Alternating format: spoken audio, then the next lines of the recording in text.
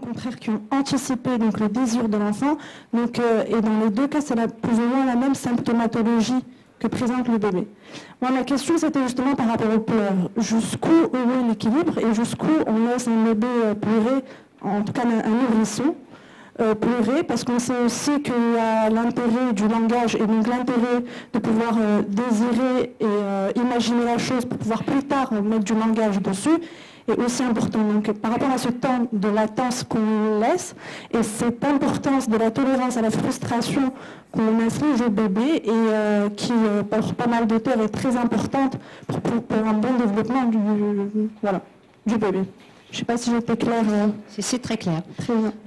Merci. C'est évident que le pleur chez un bébé signale quelque chose, donc il n'est pas question de lui mettre une tétine dans la bouche, par exemple. Ça, c'est catastrophique.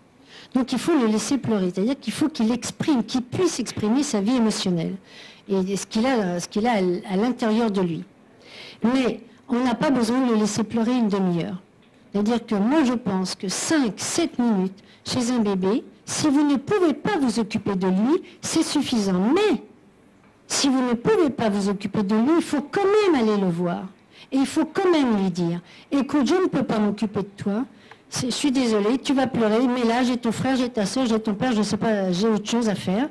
Et là, tu dois attendre. À partir du moment où on est vraiment dans une parole de bienveillance et d'empathie avec le bébé, si on lui fait passer cette prosodie-là, si on lui fait passer ce truc qui est réel, c'est vrai, j'ai envie de m'occuper de toi, mais je ne peux pas, eh bien, il sera frustré, il ne sera pas content, mais il ne rentrera pas dans le monde noir. C'est-à-dire dans le monde douloureux où il ne se sent absolument pas compris. Oui, et dévalorisé. Donc il y a vraiment quelque chose de très important. Il faut laisser pleurer l'enfant. Ce n'est pas qu'il faut laisser pleurer, c'est que c'est naturel de pleurer, tout simplement. Hein? C'est naturel de pleurer, mais on ne dit pas à un enfant, pleure, tu te feras les poumons, par exemple. Hein? Ça n'a jamais fait les poumons de pleurer, jamais. Et il y a des parents qui disent aussi qu'il faut qu'il pleure parce que sinon il va devenir capricieux et il nous crachera dessus quand il sera adolescent. Mais c'est faux. Hein, justement, les adolescents qui crachent sur les parents sont des adolescents qui ne supportent pas la frustration. Et au moment où à l'adolescence, le parent descend du piédestal, la frustration est tellement énorme qu'à ce moment-là, il pète les plombs. Mais oui, il y a un ressentiment énorme. Hein. Donc, moi, je pense que 5-7 minutes, si on ne peut pas faire autrement, et on revient voir le bébé en disant, écoute, je voulais te laisser 5 minutes, ça fait 10, mais voilà. Bon, après, il ne faut pas non plus exagérer et qu'il devienne bleu, rouge, raide comme un bâton. C'est aussi aux yeux de la mère de voir que l'état de l'enfant commence à virer à l'orage. Merci. Il y a d'autres questions. S'il vous plaît. Oui. Le micro, il est là. D'accord. S'il vous plaît, si vous pouvez vous lever et vous présenter. Je m'appelle en psychomotricité. Tout d'abord, je tenais à vous remercier pour cette expérience qui a été très enrichissante pour nous, très formatrice pour nous. Merci beaucoup. Ensuite, je tenais à vous poser une question. On a dit que dans la relation mère-enfant, il pouvait y avoir une lésion, une rupture, suite à une incompréhension de la mère par rapport aux besoins de son fils, suite à des pleurs par exemple. Est-ce que vous pensez que cette relation peut être reconstruite par la suite, d'une manière ou d'une autre, ou que cela peut affecter d'une certaine manière la relation mère-enfant par la suite? D'abord, moi je n'ai jamais vu de relation entre mère et enfant où il n'y a pas des heurts. C'est-à-dire où de temps en temps la mère elle ne comprend pas, elle en a marre, elle a autre chose à faire. Donc ça, pour moi ça fait partie de la vie. C'est-à-dire que la mère idéale, ça n'existe pas. Hein, et je crois qu'il ne faut pas la faire exister. C'est-à-dire qu'il ne faut pas dire à une mère, il faut que tu sois 100% pour ton enfant, il faut prévoir les besoins, il faut te consacrer à l'enfant. Je pense que c'est une erreur. La maternité n'est pas une religion. On n'a pas à se consacrer à un enfant. Hein, pas question. Par contre, il faut être disponible pour son enfant, mais pas à sa disposition. Sinon, c'est catastrophique. Donc, que la mère se trompe, et ensuite elle ne se trompe pas, puis elle se trompe pas, ça fait partie de la vie, et l'enfant se débrouille très bien avec ça. Lui, il n'a pas besoin d'une mère parfaite, impeccable, il a besoin d'une mère humaine, qui lui montre que la vie est compliquée, qu'on a des défauts, on a des qualités, et qu'on doit se supporter, qu'on doit se tolérer, et qu'on peut s'améliorer. Parce qu'il y a des mères qui disent, mais écoute, tu es comme ça, je suis comme ça, je ne peux rien faire. Ben oui, maintenant, on peut s'améliorer, on peut... Voilà. Donc, je pense que s'il y a des choses qui se passent mal dans la petite enfance, ça se répare au cours de la vie. Maintenant, si vraiment ça s'est très mal passé, c'est-à-dire que si la mère, au lieu de donner une fois des bonnes choses, des mauvaises, bon voilà, ça se répare à peu près, elle a donné que des mauvaises choses, ou beaucoup plus de bonnes mauvaises choses que de bonnes. Par exemple, elle est déprimée, elle est un peu psychotique, elle a une anesthésie émotionnelle, elle ne comprend rien, elle est trop paradoxale, des choses comme ça. C'est-à-dire que l'enfant, au lieu de pouvoir de temps en temps être dans la détente et la satisfaction de ses besoins, il est toujours crispé, toujours en attente comme ça, hein, comme les enfants de mère dépressive ou psychotique. Il va y avoir des dégâts. C'est-à-dire que l'enfant va se construire avec une polarité tonique dure et un monde dur bien plus important que le monde joyeux et beau de la vie. C'est-à-dire qu'il y a quelque chose de la douceur et de l'humanité qui n'arrivera pas, qui ne sera pas suffisamment fort pour réparer les mauvaises choses. Donc il va y avoir en effet des symptômes qui vont se déclarer. Alors les symptômes, c'est-à-dire un symptôme, c'est une manière que l'humain a d'essayer de rétablir un équilibre. Il cherche à rétablir un équilibre. Un symptôme, c'est par exemple un enfant devient hyperactif parce que comme ça, il va réveiller sa mère déprimée qui est toujours amorphe et quand il est hyperactif et qu'il bouge, elle s'énerve, elle lui tape peut-être dessus, mais au moins elle est vivante. Donc on cherche en permanence dans tous nos symptômes, même des symptômes dramatiques comme la drogue, l'alcool, etc.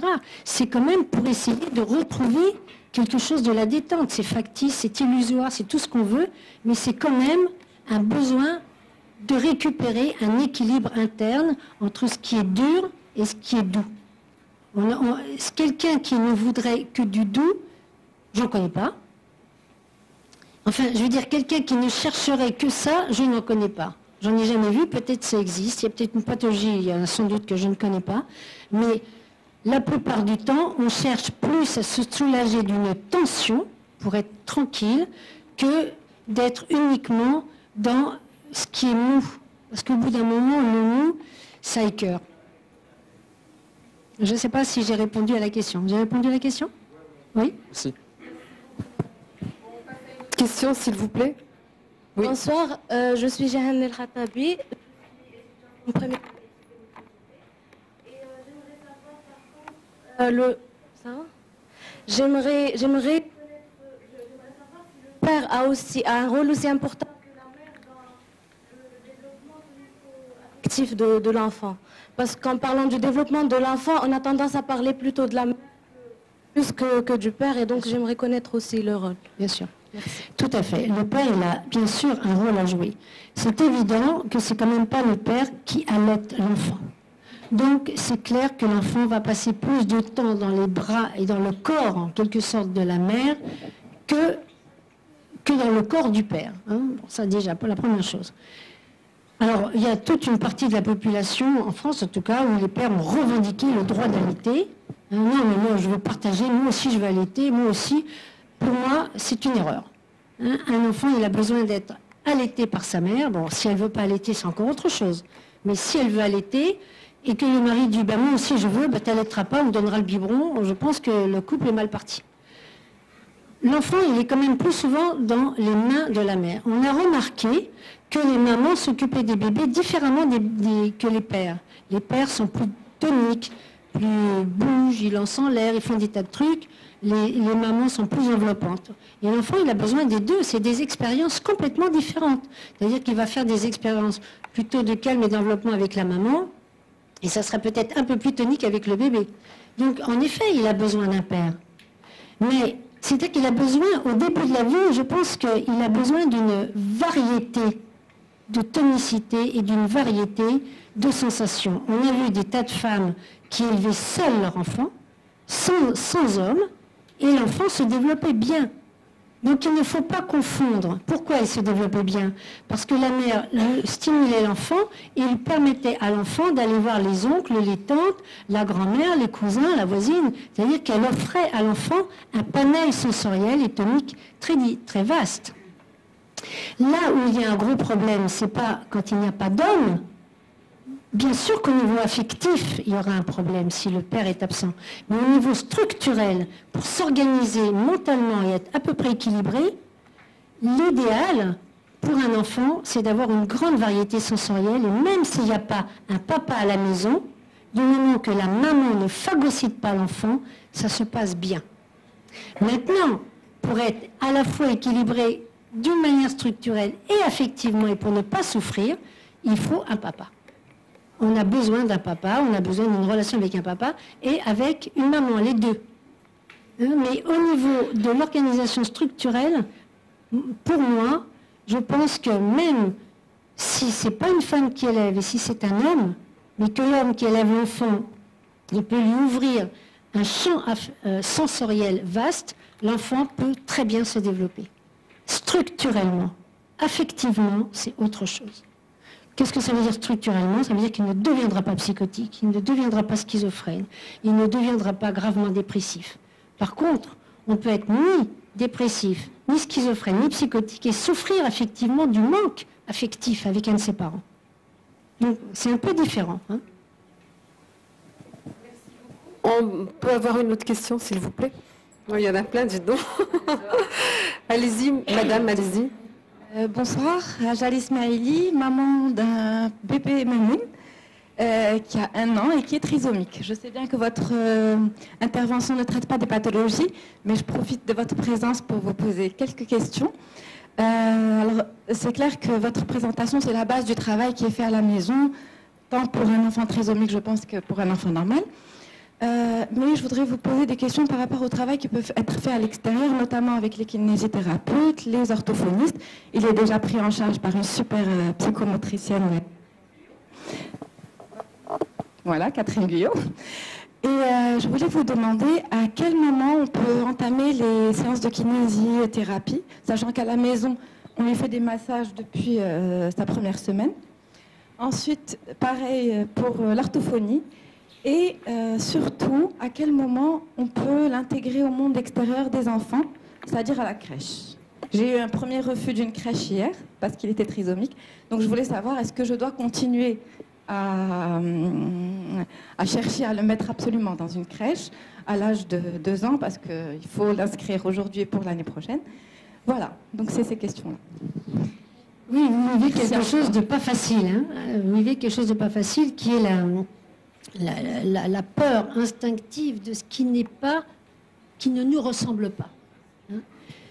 Moi, je pense qu'en effet, le problème de l'enfant trisomique, d'abord, il y a plusieurs formes de trisomie, déjà pour commencer, hein, il n'y a pas qu'une seule forme, et il y a très souvent une hypotonie chez les enfants trisomiques, c'est-à-dire qu'il manque de cette tonicité qui va fabriquer un système de défense qui va organiser la pensée. On dit en psychologie que le moi se pose en s'opposant. C'est-à-dire que la première façon de dire j'existe, c'est de dire non. Toi, c'est toi, et moi, c'est moi, et non, je veux pas. On s'oppose, et c'est comme ça qu'on existe.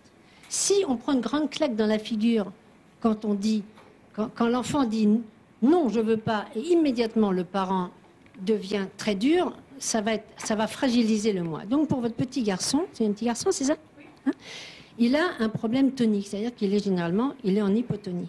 Donc c'est sûr que la stimulation psychomotrice, dans l'idée de le retonifier, c'est très important. Mais ce qu'il ne faut pas oublier, c'est que tonifier un enfant, si on ne le fait pas dans la bonne organisation structurelle motrice, ça ne sert à rien. C'est-à-dire que si on essaye de stimuler un enfant, mais qu'on ne respecte pas les chaînes musculaires, si on ne respecte pas l'organisation du jambier antérieur, par exemple, pour pouvoir que le pied recrée une voûte palmaire, ça ne sert à rien. Parce que l'organisation mentale, là, moi, je vous ai parlé de l'organisation tonique, affective, mais il y a une autre organisation dont je ne vous ai pas parlé, qui est l'organisation intelligente de l'anatomie humaine. On a une anatomie spécifiquement organisée pour entrer en relation avec autrui. Je n'ai pas pu vous en parler parce que c'est trop long, mais donc votre enfant, non seulement il lui faut de la stimulation psychomotrice, c'est clair, mais il faut que ça soit fait dans une organisation anatomique correcte. Déjà, c'est la première chose. Et je pense que Catherine doit faire ça très très bien.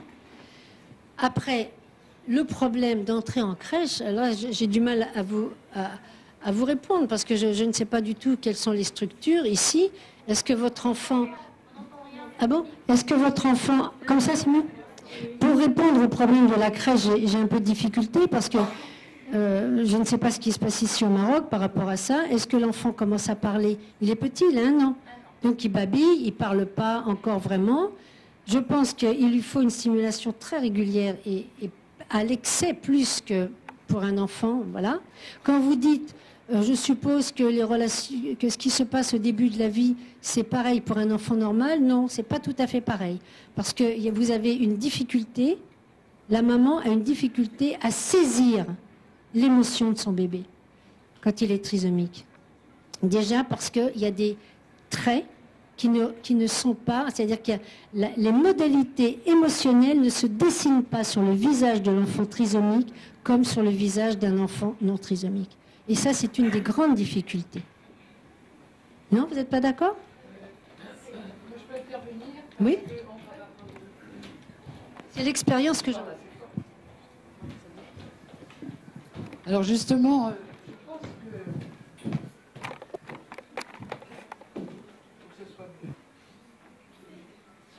donc Mamoun, dont on parle là tout à l'heure, c'est un enfant qui a été tellement... on travaille vraiment au corps à corps, et une maman tellement... vous entendez pas, c'est pas grave. La maman. Et donc c'est un petit garçon qui très tôt nous a montré ce désir d'être pris en charge d'abord par la maman. Moi, j'étais quand même pas mal à l'extérieur, tout en jouant comme ça, de loin. Et c'est vraiment un enfant qui a répondu très tôt au sourire, aux stimulations, etc. Et avec une maman qui était tellement dans la présence et dans l'écoute, et elle participait un peu comme si elle était même le bébé.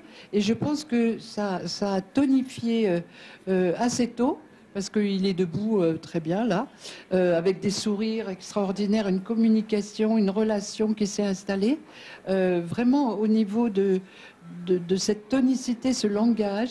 C'est pas souvent que il est un peu exceptionnel par rapport à ça. Donc c'est une belle bouille avec des gros yeux bleus, il est souriant, et même moi tout de suite il m'a reconnu. C'est pas du tout un enfant pleurnichard, mais qui participe très bien. Mais je pense que elle veut aller plus vite. La maman, c'est un peu normal, et lorsqu'elle parle de crèche, on a le temps. On va en reparler plus tard. Mais elle fait un superbe travail. La maman venant, voilà. Je ne mets absolument pas ça en doute.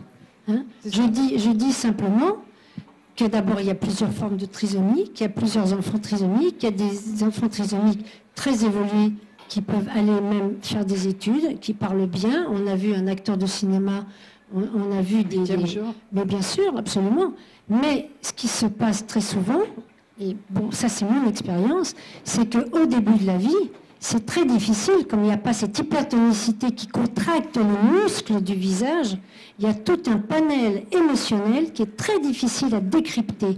Alors on va le voir autrement, parce que si l'enfant ouvre la bouche, hein, peut-être qu'il y a quelque chose qui cloche, mais on n'aura pas les contractions qu'on a chez les enfants qui ont une bonne tonicité. Ça c'est absolument clair. C'est comme, à l'inverse, un enfant plus âgé qui aura vécu beaucoup de violence. Quand je dis plus âgé, j'en ai vu des tout petits qui vivent de la violence, qui sont projetés, secoués, etc. Au bout d'un moment, il n'y a plus rien sur le visage. Il n'y a même plus une ride. Et les enfants abusés corporellement ou sexuellement que j'ai traités, c'était des enfants, on ne voyait plus rien sur le visage. C'est-à-dire qu'à partir du moment où la tonicité est atone, c'est-à-dire qu'il y a une baisse tonique par réfrigération, sidération, anesthésie sensorielle, lire l'émotion sur le visage de l'enfant, c'est très compliqué. Donc souvent, c'est très compliqué. Mais visiblement, votre enfant, il est exceptionnel. Donc, c'est formidable. Il faut continuer la psychomotricité, il faut continuer la kiné. Et... Ah, mais la kiné, mais la kiné tout le temps, la kiné. Tout le temps, la kiné. Parce que c'est une alliance entre la psychomotricité et la kinésité, la psychomotricité et la kiné, il y a une alliance. Donc vous pouvez continuer la kiné sans aucun problème. question par la main de monsieur de tout à l'heure. Voilà. Bonsoir, Otman Kabaj, de journaliste à Santé Plus Magazine. Alors, j'ai une question. Vous savez, aujourd'hui, on sait que l'enfant a une conscience quand il est dans le ventre de sa mère. Alors, ma question, c'est est-ce que la qualité de la période de grossesse, est-ce qu'elle a une influence sur la tonicité du bébé? Et si oui, quelles sont les mesures d'hygiène émotionnelle et les mesures d'hygiène alimentaire que la mère doit avoir? Absolument. Bien sûr qu'il se passe des choses dans le ventre de la mère et on sait très bien qu'une mère angoissée, nerveuse, pleine d'hormones de stress, hein, si elle vit si elle se bagarre avec son compagnon, si elle a beaucoup de stress, elle inonde son bébé d'hormones de stress. Ça, on le sait. Donc ça va provoquer déjà des réactions neurophysiologiques dans le corps du bébé et l'enfant risque de naître, il a beaucoup de risques de naître beaucoup plus nerveux et plus petit, plus chétif, parce qu'il ne se développe pas tranquillement dans un liquide. Bon. Donc ça c'est vrai. Maintenant, les mesures. Déjà, moi je pense qu'il faudrait faire très attention aux phosphates. On vient de découvrir quelque chose de fondamental. C'est que les enfants hyperactifs, donc toujours en hypertonicité et hyperactifs, ce sont des enfants qui sont il y a trop de phosphates dans leur équilibre, par exemple chimique. Donc il y a des méthodes, il y a des moyens, il faut acidifier un tout petit peu le terrain, contrairement à nous qui sommes, enfin si on n'est pas hyperactif, on va souvent s'alcaniser, mais en tout cas, il faut éviter tous les produits qu'on vend dans les supermarchés où il y a des phosphates. Parce que ça, c'est mortel pour la sérotonine et l'équilibre corporel de l'enfant et de la mère. Déjà, il faut faire attention. Bon, au niveau alimentaire, après, je crois qu'il faut une alimentation équilibrée. Maintenant, si on se met à boire les 3 derniers mois de la grossesse, on va provoquer des gros troubles quand même. Donc on ne boit pas d'alcool, on boit un petit peu. Enfin, mais ça, j'ai rien à dire là-dessus. Je pense que toutes les mamans enceintes le savent, qu'il faut faire très attention. Après, au niveau de l'hygiène générale, il faut marcher, etc. Donc là, je n'apprends rien de neuf. Maintenant, quand la vie, c'est pas ça la vie. La vie, c'est si je suis enceinte et que je suis dans un milieu très compliqué avec un mari, ça se passe pas bien, déjà 2-3 enfants, etc. Forcément, mon bébé va être beaucoup plus nerveux. Alors, qu'est-ce que je peux faire? Ben voilà, il y a une méthode qui ressemble un peu à l'hypnose, c'est-à-dire de parler à l'enfant. De parler à l'enfant à l'intérieur de soi et de lui dire, voilà, écoute, voilà ce qui se passe, c'est pas facile, mais tu vas t'en sortir. Je sais pas ce qu'on peut dire à un enfant. Mais je sais qu'on peut parler à un enfant. On peut parler à une vision qu'on a de l'enfant. Je ne sais pas si je réponds, mais c'est sûr que ce qui se passe dans la grossesse, tout à fait au début, c'est structurel. C'est-à-dire que ça va, par exemple, une mère qui boit au début de la grossesse va entraîner des troubles physiques chez son enfant. Il va y avoir la perte de la petite fente qu'on a ici, dans la lèvre, il va y avoir un œil avec une fente palpébrale, c'est-à-dire qu'un enfant qui naît d'une mère alcoolique, on le reconnaît immédiatement. Hein? Mais quand c'est structurel et ensuite c'est affectif. C'est-à-dire qu'une fois que la structure est en place, une fois que sa forme corporelle est en place, après on va jouer sur tout ce qui est nervosité et capacité émotionnelle à supporter la vie.